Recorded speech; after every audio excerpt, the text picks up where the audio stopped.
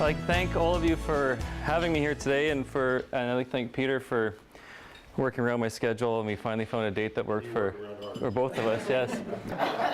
Okay. And maybe some of you noticed I've actually been at some Rotary events over the last little bit with my kids, and I'd like to thank all of you for that opportunity, because you do so much for this community, and I appreciate it.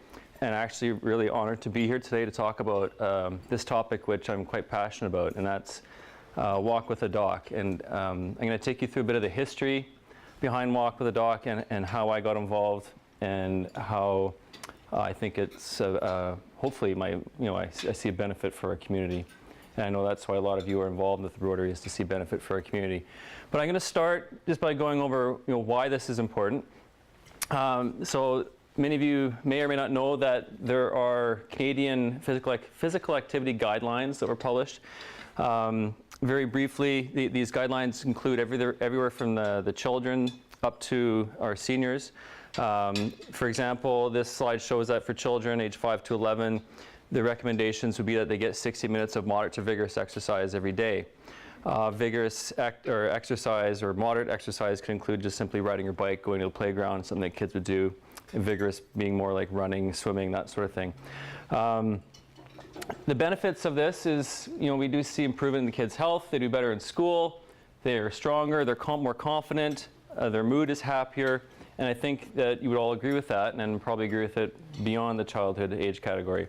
Our teenagers should be getting 60 minutes of moderate to vigorous physical activity daily as well. And we probably see a little less of this as our teenagers are trying to do well in school, have jobs, these types of things. But the recommendations are still there, again, for the benefit of school, the benefit of their social interactions, learning new skills, or self-confidence. We're mostly all adults here. Sorry, I just happened to look at you when I said I'm not sure how old you are. But for adults aged 18 to 65, the guidelines do change, but I would challenge you to think about where you are in this. They recommend 150 minutes of moderate to vigorous activity per week, and they recommend that you get 10 minutes or more. Sorry, the bouts or episodes of activity are 10 minutes or more. And this is where I like to clarify what moderate to vigorous means for us. Moderate activity, what I explain to my patients is, when you're doing it, if you're with someone, you can still talk to them, but you're kind of catching your breath in between your sentences or your words, right? And you're getting a mild bead of sweat going. Vigorous would be jogging, cross-country skiing, hockey, that type of thing. But we want to be getting 150 minutes a week, and we know that this benefits our age group for heart disease, stroke, diabetes, some cancers, osteoporosis. But we also, and I want to point out, they also recommend 2 days of muscle and bone strengthening activities, because that also affects your, benefits you from osteoporosis, and it does actually provide you benefit for being overweight as well. At the bottom, I do not want to leave out mental health. Mental health is important for all of us, and we know that exercise is very important for that. Over the age of 65, you see they don't really cut back on that. They're still suggesting 150 minutes of exercise, bone strengthening activity, again for osteoporosis, as well as balanced mobility for preventing falls. So these guidelines cover all of the age groups, but we know we aren't adhering to these. We're trying, but we're not really getting there. This is from 2011. The obesity rates in Canada show that obesity in our youth has tripled over the past 30 years and doubled in our adults. 70% of adults are classified as overweight or obese, meaning they have a body mass index of over 25. 62.5% of our children under age 11 are classified as overweight or obese, and this I find quite startling and quite shocking. Because the children they're at the stage where they're not really making decisions for themselves. So this actually comes down to our guidance and what we're passing on to our children. Why does it matter? I think everyone knows. I don't really want to dwell too much on this, but metabolic syndrome, increased waist circumference, high blood pressure, high cholesterol, we know leads to a host of other complications, which I talked about before: heart disease, stroke, diabetes. So what I'm here to talk about is basically an effort that got underway in the US to tackle this issue on a large scale. This is Dr. David Sagbier. He was an Ohio cardiologist. He was becoming increasingly frustrated with the fact that he was just doing angioplasties on people, but really not doing much to prevent people from getting to that stage. He claims, or he states he always encouraged activity with his patients, but he knew they weren't getting out to do it, and frankly, a lot of people just admit they don't get out to do it. So on one Saturday morning, and this is him, you can see he's in quite good shape, the guy in the light blue shirt. He just invited some people to join him and his family on a walk. And he was surprised that 100 people in Columbus showed up to join him. And this inspired him to say, if I can lead by example to get 100 people and I work harder and do it, can I get more? And if I actually promote it across the nation, can we get even more people out, moving, becoming healthier? Directly from their website, this started in 2005. The idea is to keep it simple. It's basically a doctor showing up, willing to lead by example, basically talk about health, and then walk. And the walking is your moderate activity. If you're walking at a good enough pace, you're getting a little short of breath, you're getting that bead of sweat, but you're walking for about an hour that day. And what strikes me, or what got me involved is, again, it's leading by example and actually walking with the people. They've expanded the program. In 2009, they've added someone who is actually working on growing it across the nation, and they now have 300 chapters worldwide. By putting ourselves out there, by just leading by example and being there with them, I think there's a lot of benefit to that. This is from their website as well. So this is how they've grown Walk with the Doc across the U.S. They started somewhere here in Ohio. You can kind of see the epicenter of it. But here's our proud community of Dryden. And you can see, I think there's one in Calgary, and there's two in Nova Scotia. And I will take some benefit in saying that I was the first ever Canadian site to get Walk with a Doc.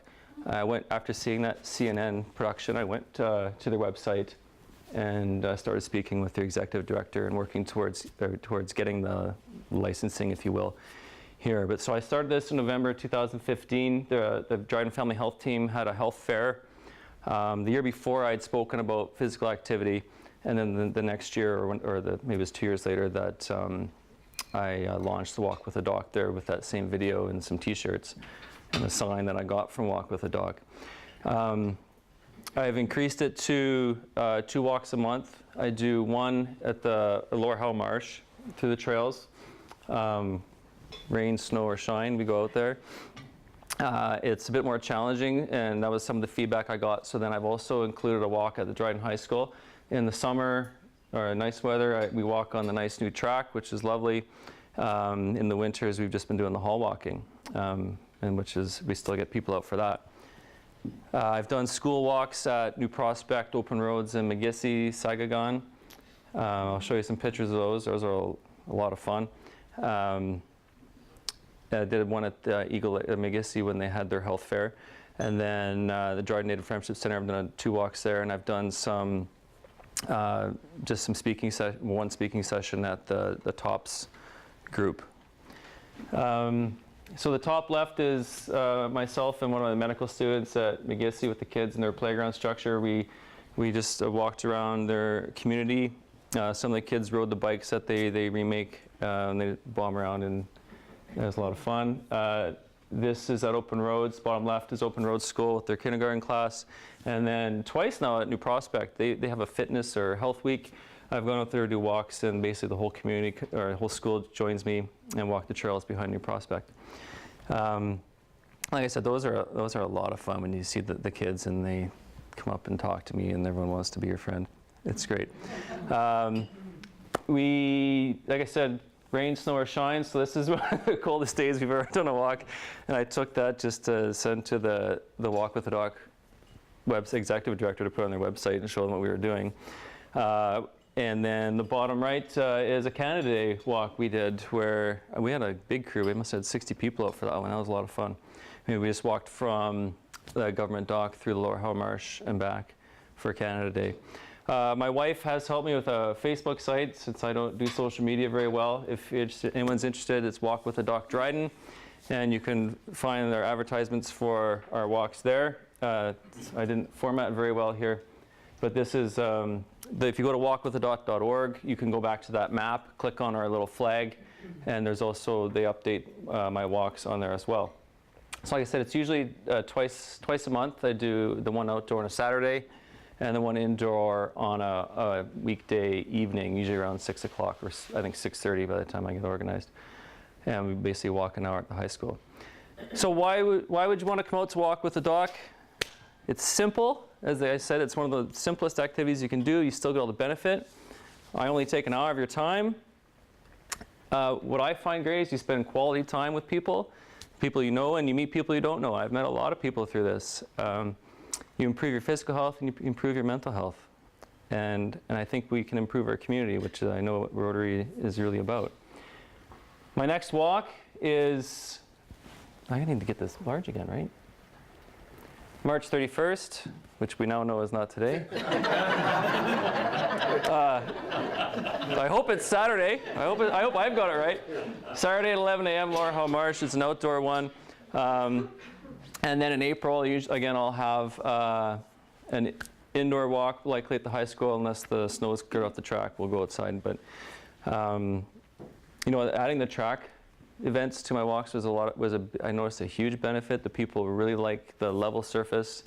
They like the rubber in the track. There's bleachers and benches for people who have to sit, can sit. And I always tell people, just walk at your own pace, and I'll catch up with you. So you know, and we talk. So I know that was really quick. I think it's a pretty good overview of where this started, what I've been doing since 2015, and I really appreciate the opportunity to be here. Thank you.